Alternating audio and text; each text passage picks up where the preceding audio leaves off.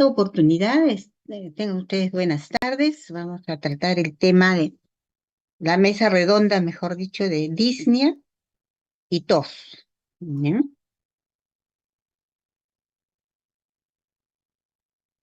¿Cómo se define la disnea?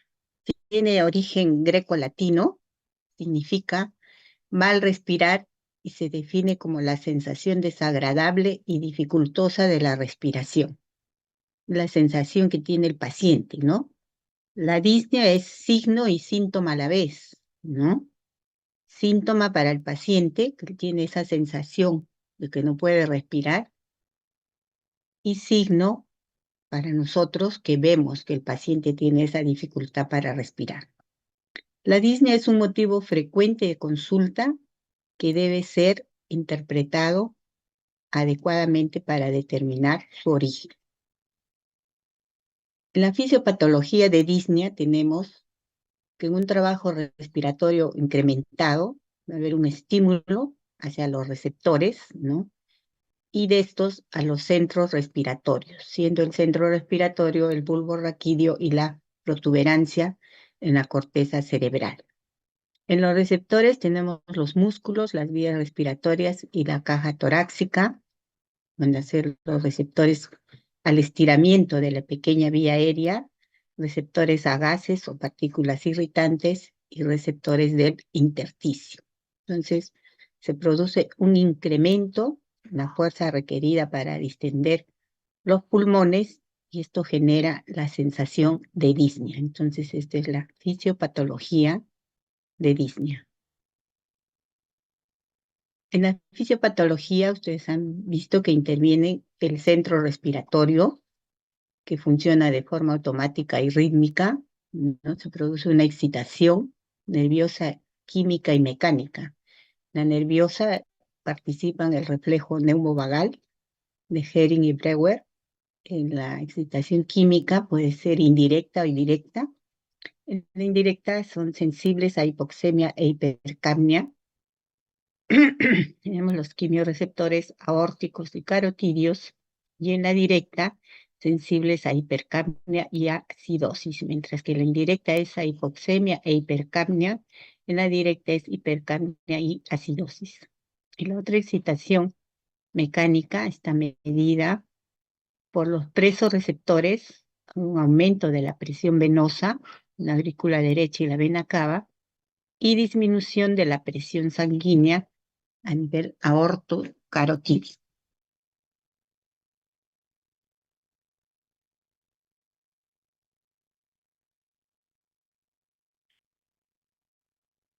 Aquí vemos que el pulmón funciona como una bomba respiratoria, ¿no? La inspiración y la expiración. En la inspiración intervienen los músculos, el esternocleidomastoideo, los escalenos, el serrato anterior, los intercostales externos. En la expiración, los intercostales internos, los transversos torácicos, el oblicuo mayor y el oblicuo menor. Tenemos aquí los músculos respiratorios, ¿no? Que van a intervenir los nervios periféricos que van a transmitir las órdenes del centro respiratorio a los músculos de la respiración. Y tenemos que en esta bomba respiratoria participan la pared torácica y el espacio pleural, determinando la presión intratorácica negativa. Ustedes saben que en el espacio pleural la presión existente es negativa, ¿no? -5. Y también vamos a tener que se produce el intercambio gaseoso, esto a nivel de la membrana alveolo-capilar, ¿no? Y en el sistema cardiovascular podemos observar disnea, acciones cardíacas.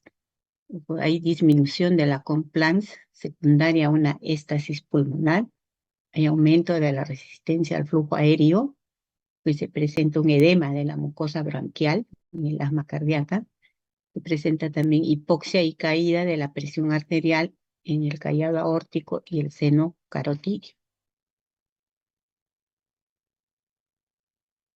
En las resistencias respiratorias vamos a observar tejidos elásticos de los pulmones del tórax. Hay una disminución que es provocada por la congestión pulmonar, en insuficiencia cardíaca izquierda y estrechez mitral, en la fibrosis pulmonar, en la enfermedad pleural y en el dolor costal, ¿no? En la resistencia respiratoria también se ve el paso del aire, por el árbol respiratorio. Normalmente este paso es laminar, hay obstrucción que se torna turbulento, también observamos en los tejidos no elásticos. Los mecanismos disneicos, tenemos la disminución de la expansibilidad o conflux pulmonar. Esto lo vamos a ver en enfermedades restrictivas, por ejemplo, fibrosis pulmonar, ¿no? Neumoconiosis, bueno, generalmente todas las enfermedades restrictivas, las enfermedades ocupacionales. El EPOC también es una enfermedad que va a producir, es mixto, ¿no? Restrictivo, obstructivo el EPOC. Las enfermedades ocupacionales generalmente todas son restrictivas, ¿no? Hay una disminución en la capacidad vital forzada. Tenemos en estos mecanismos disneicos que también se produce aumento de la resistencia al flujo aéreo en las enfermedades obstructivas. Entre ellas tenemos, por ejemplo, el asma bronquial, ¿no? Otros mecanismos tenemos el ejercicio vigoroso o el sedentarismo. ¿Cuál va a ser la etiología en la disnea?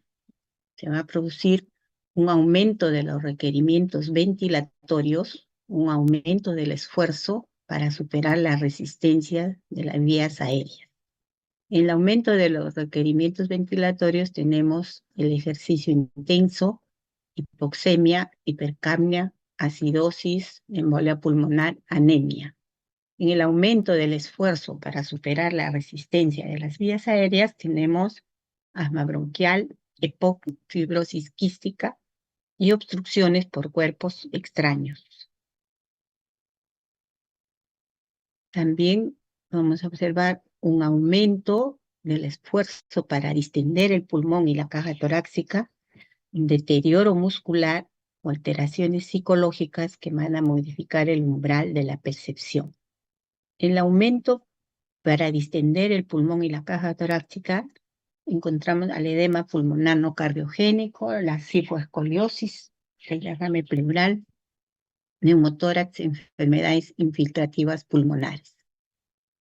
Patologías con deterioro muscular, poliomielitis, lesiones medulares, miastenia gravis, el síndrome de Guillain-Barré.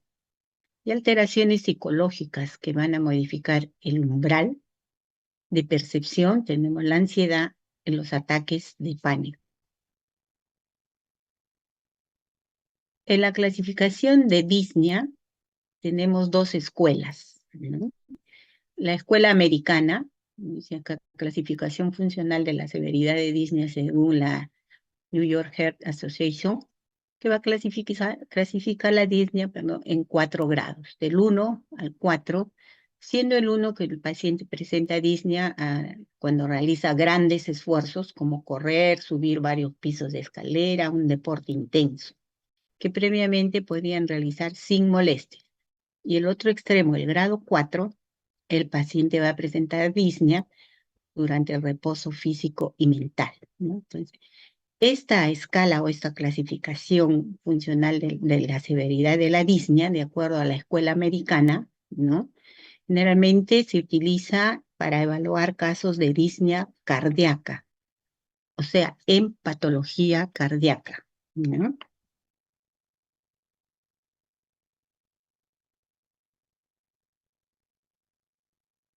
Mientras que para valorar la disnea en patología pulmonar subyacente, tenemos otra clasificación de disnea, que es la escuela británica, ¿no? Escala de disnea según la British Medical Research Council, que va a ser una escala de disnea modificada. Por eso es que generalmente yo les comentaba a algunos alumnos, cuando uno describe disnea en sus historias clínicas, ponen disnea grado 3, de acuerdo al M, una M minúscula adelante, MRC, o sea, es una disnea respiratoria de acuerdo a la escuela británica. pero modificada. La M minúscula que va adelante significa modificada, ¿ya? En esta escala de disnea, según la Escuela Británica, tenemos la clasificación de 0 a 4. 0, obviamente, no hay disnea, cuando uno realiza un ejercicio intenso. Luego tenemos los valores intermedios, 1, 2, 3. Y la disnea grado 4, prácticamente es la disnea de reposo, ¿no? Que el paciente presenta disnea al vestirse, al comer, al peinarse, es decir, al realizar sus actividades, ¿no? Es incapacitante, o sea, el paciente ya no puede realizar sus actividades porque presenta disnea y está en un grado extremo, en un grado 4 de disnea, ¿no? En el grado 3, el paciente se para descansar al andar unos 100 metros o a los pocos minutos de andar en llano. Y así sucesivamente observamos la disnea grado 1 y la disnea grado 2. Entonces, recuerden, la escala de disnea según la escuela americana clasifica del 1 al 4 y según la escuela británica tenemos de 0 a 4. También hay otra clasificación de disnea aguda y disnea crónica. La aguda tiene un tiempo de evolución de minutos a horas.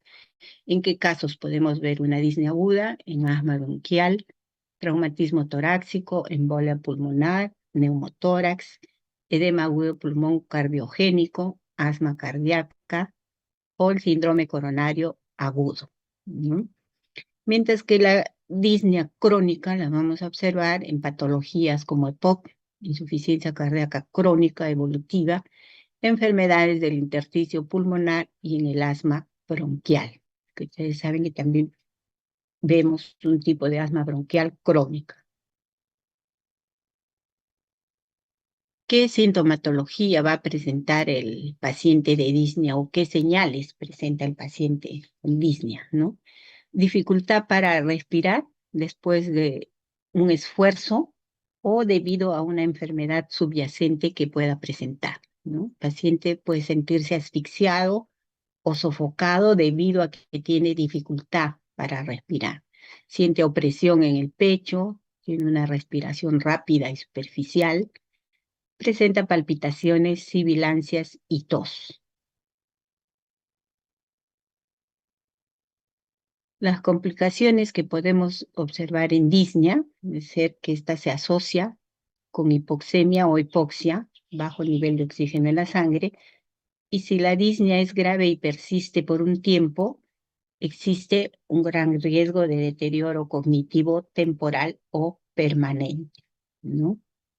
Cuando el paciente debe consultar al médico en los casos de disnea, cuando ésta tiene una aparición repentina, ¿no?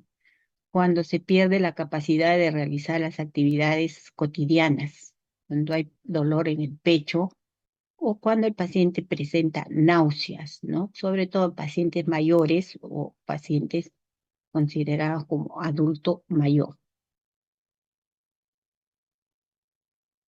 En el enfoque diagnóstico vamos a tener que diferenciar si la disnea es de origen respiratorio o es de origen cardiovascular. Para ello tenemos en cuenta los antecedentes del paciente, es decir, si tiene enfermedad subyacente como EPOC, asma o neumopatías intersticiales, ¿no? ¿Cómo se presenta la disnea? La forma de expresión de la disnea, como sofocación o ahogo, lo vemos en los casos de insuficiencia cardíaca izquierda, en el edema alveolar, ¿no? Hay falta de aire, una falta de aire o respiración rápida y superficial en enfermedades cardíacas con restricción, enfermedades respiratorias también con patrón restrictivo, es decir, que hay una disminución de la compliance tóraco-pulmonar. La sensación de asfixia o urgencia por respirar es la sensación que tiene el paciente, ¿no? En los casos de hipoxemia hay una estimulación del centro respiratorio. Otra forma de expresión, la respiración difícil o esfuerzo para respirar, enfermedades neuromusculares como el Guillain-Barré, miastenia gravis, u obstrucción de la vía aérea. Se observa una insuficiente penetración del aire en los pulmones, hay opresión torácica y dificultad para la entrada del aire a los pulmones en los casos de broncoconstricción, edema intersticial y en el asma bronquial. Y puede también verse fatiga o respiración pesada en los casos de sedentarismo. Entonces, recuerden ustedes que para el enfoque diagnóstico de disnea tenemos que ver los antecedentes y la forma de expresión. Aquí tenemos, para valorar la disnea, básicamente nos valemos de la espirometría, ¿no? ¿Qué es la espirometría? Es la medida de la respiración. Espiro, respiración, metría, medida. Entonces ahí van a salir los valores de volumen expiratorio forzado al segundo, capacidad vital forzada, flujo expiratorio al 25%, al 75% o al 50%, ¿no? Lógicamente también nos ayuda a valorar la disnea otros exámenes auxiliares, pero fundamentalmente, como les digo, es la espirometría. También podemos valernos de las imágenes, la radiografía de tórax simple o una tomografía de tórax. En los casos de que el paciente sea cardíaco, también es necesario realizar un electrocardiograma, pero fundamentalmente es la prueba espirométrica o la prueba de función pulmonar, ¿no? ¿Cuál es el tratamiento de la disnea?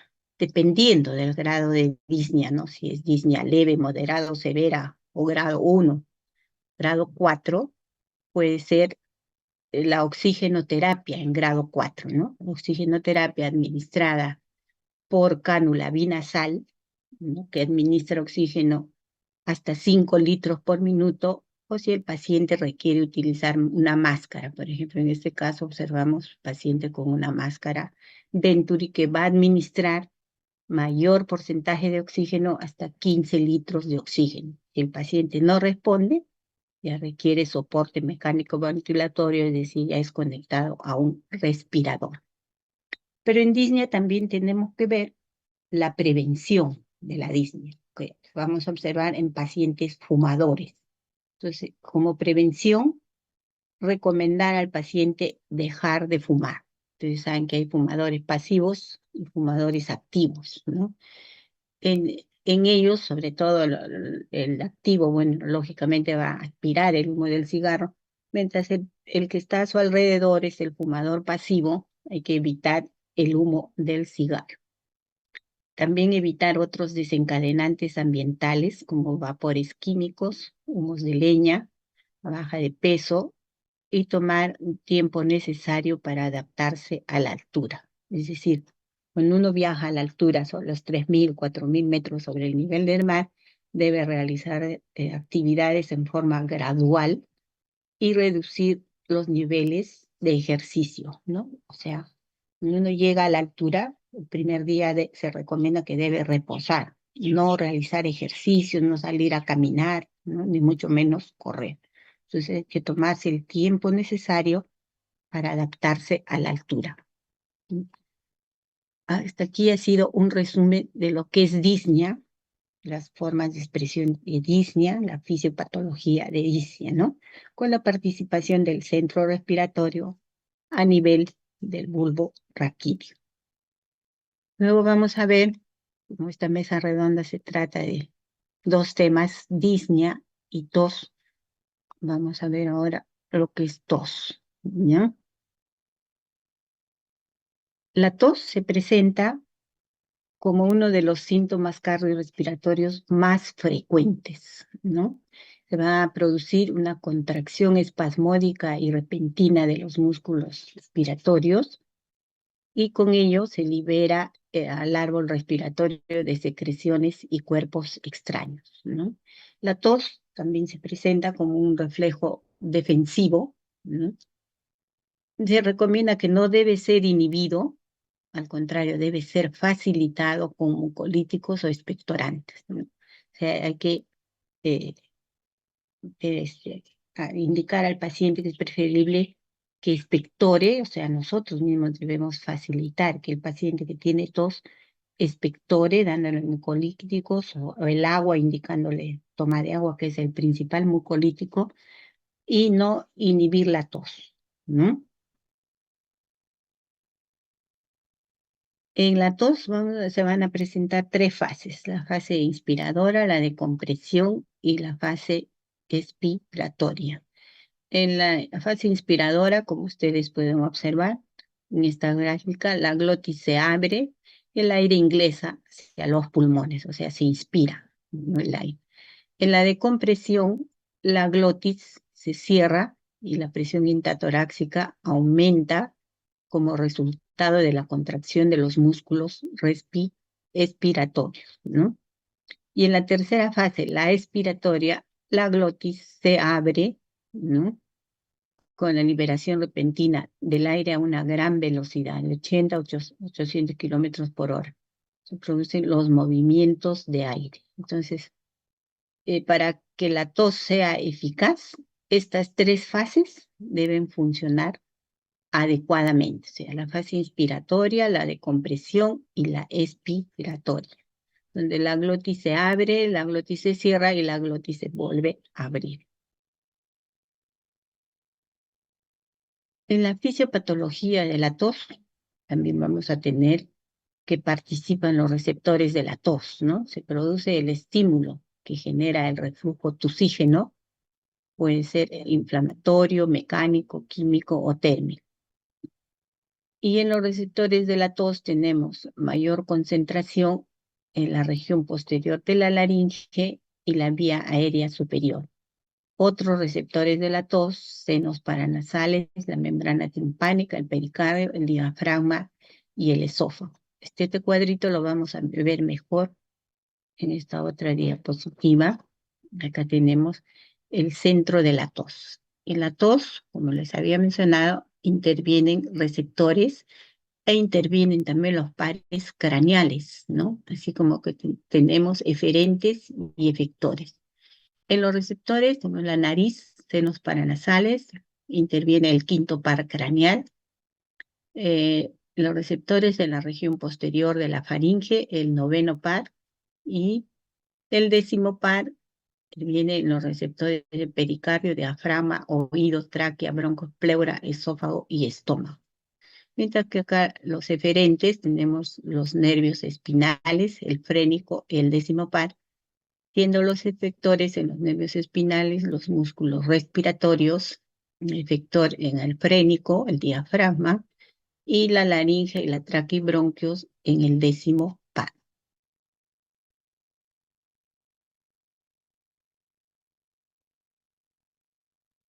El tiempo de evolución de la tos, ¿no? Tenemos una tos aguda, dura menos de 3 semanas. Una tos subaguda, de 3 a 8 semanas. Y una tos crónica mayor de 8 semanas. La tos ahora, desde el punto de vista clínico, podemos clasificarla en tos seca y tos húmeda. La tos seca, obviamente, no hay secreciones, ¿no? Pero siempre mortifica al paciente. A veces eso se observa en fumadores, ¿no?, la tos del fumador. Y la tos húmeda, que puede ser productiva y no productiva. Productiva presenta un mecanismo defensivo, y en la no productiva debe facilitarse para promover la expectoración, ¿no? La auscultación de los pulmones nos va a permitir la diferenciación, ¿no? Si auscultamos una tos seca, una tos productiva, o sea, hay secreciones, y otra donde hay dificultad para la expectoración. También se tiene en la clasificación la tos seca y la tos productiva, ¿no? La tos seca se va a caracterizar por la inflamación de origen viral, ya sea los bronquios, la garganta y la laringe, ¿no? Es un síntoma molesto o incluso difícilmente tolerable para quien la padece. Puede producir lesión de la mucosa, inducir al vómito o alterar la alimentación y el sueño, por lo que en general demandará tratamiento. ¿no? Se dice que la tos seca es una tos improductiva de carácter irritativo que no cumple ninguna función fisiológica. Mientras que la tos productiva se va a caracterizar por la formación de flema, ¿no? De secreciones a nivel bronquial, ¿no?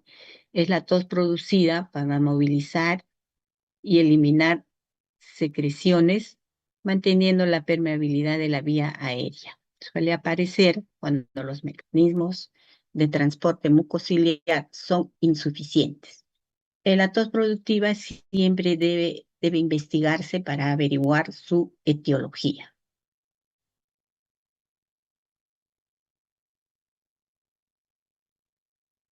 Tenemos diferentes tipos de tos, la tos ferina o tos quintosa, la tos ronca o perruna, la tos bitonal, la tos coqueluchoide y la tos emetizante. En la tos ferina o quintosa, producida por el coqueluche, o es la tos convulsiva, produce la bordetella pertussis, ¿no? Es una tos paroxística que se va a producir por quintas en grupo de 5 cada 5 horas. Comienza con inspiraciones violentas, seguidas de una inspiración intensa y ruidosa que se produce por espasmo que existe en la glotis. Es predominantemente por la noche. La tos perruna o la tos ronca se produce en los casos de laringitis glótica o subglótica. Es una tos seca, intensa y aparece por la noche. La tos coqueluchoide se produce por la excitación del neumogástrico, se parece a la tos ferina, pero sin el componente inspiratorio, ¿no? Luego tenemos la tos bitonal, que se produce por una parálisis de la cuerda vocal, genera dos tonos por la vibración diferente de las cuerdas, y la tos emetizante, como su nombre lo indica, de la que va a producir vómitos y se observa frecuentemente en los niños.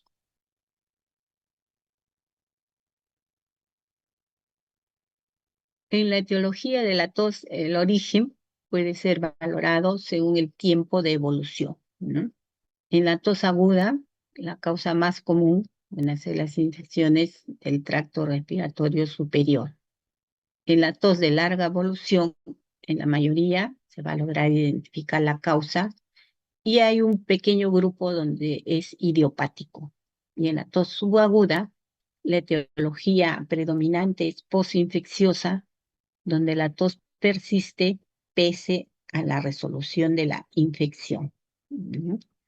El tabaquismo es la causa más frecuente de tos crónica, en un 60%. Va a producir el cáncer de pulmón, donde vamos a observar una tos crónica, ¿no? Un goteo nasal posterior. También en el asma bronquial vamos a observar una tos crónica o en los pacientes con reflujo gastroesofágico. En el asma bronquial hablamos de un asma bronquial crónico.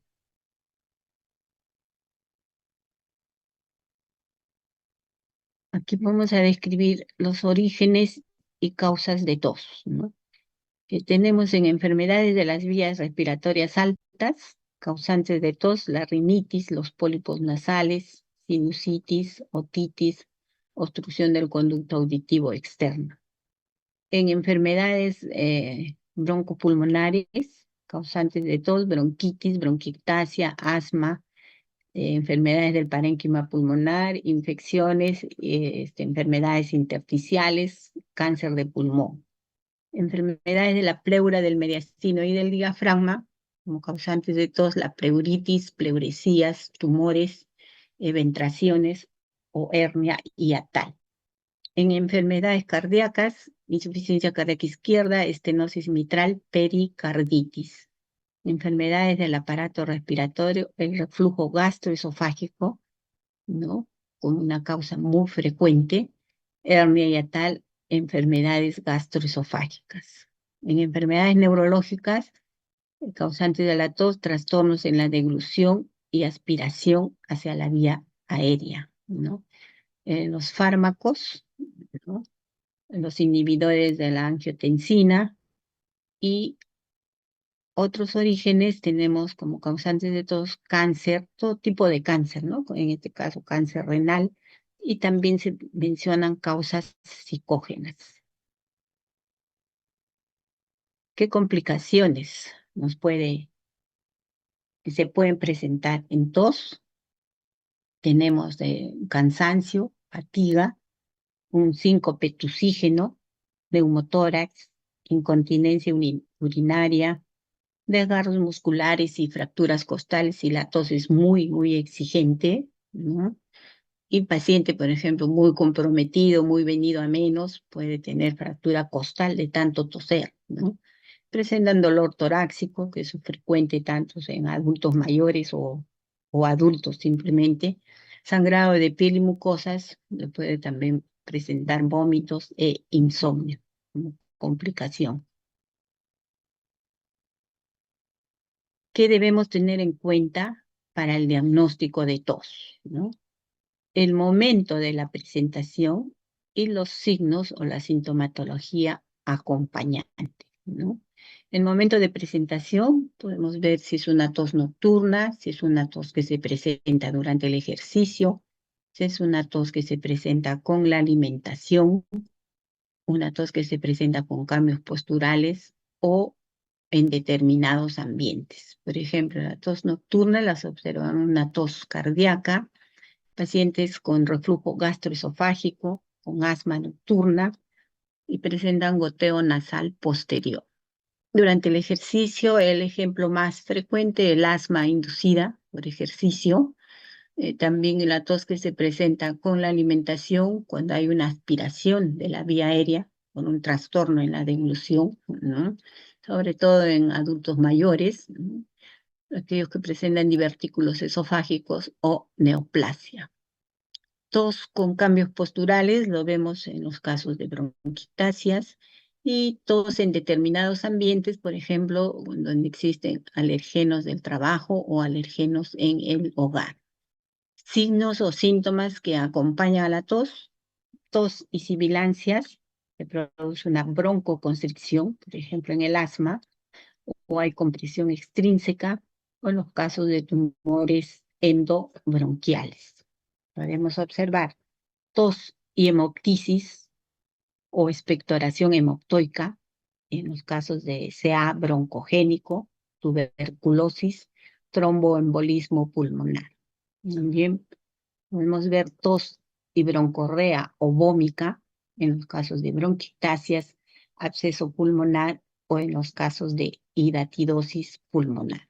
Entonces recuerden que para el diagnóstico de tos tenemos que ver el momento en que se presenta, de día, de noche, durante el ejercicio, con la alimentación o con cambios posturales, y los signos y síntomas que acompañan esta tos para poder definir la enfermedad subyacente, ¿no? Entonces, este es un resumen de lo que es tos. También hemos visto lo que es disnea. Si tienen alguna pregunta o algún comentario.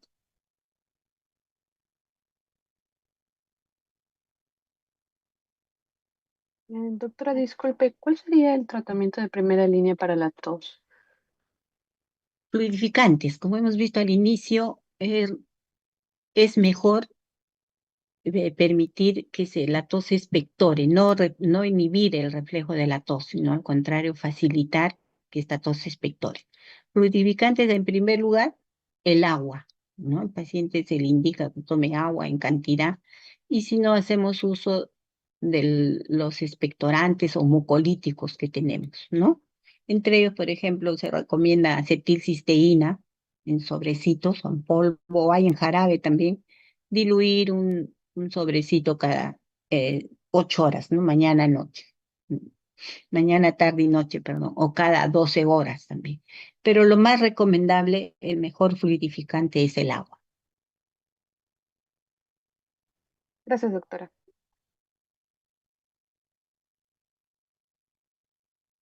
¿Alguna otra pregunta? Perdón, entonces está claro lo que es disnea, la sensación de falta de aire que tiene el paciente y lo que nosotros observamos. Entonces, disnea es signo y síntoma a la vez. clases de disnea, o sea, los tips que podemos deducir de la mesa redonda, clases de disnea de acuerdo a la escala americana o la escala británica, que es la que se utiliza en patología pulmonar, ¿no? Disnea modificada, el MRC. Luego tenemos la fisiopatología de la disnea y la tos. ¿En qué casos vamos a observar? Generalmente en todas las enfermedades broncopulmonares se va a presentar tos, ya sea una tos seca o una tos húmeda, productiva, no productiva, ¿no? Y ver los momentos de presentación y la sintomatología que acompaña a esta tos. Bien, entonces si no tienen ninguna otra pregunta, muchas gracias por su atención y nos estaremos viendo o comunicando en una próxima presentación, que es, creo, Muchas gracias, tabaquismo, que es doctora. la próxima semana. Tengan buenas tardes y nuevamente gracias. Gracias, doctora. Buenas tardes. Buenas tardes.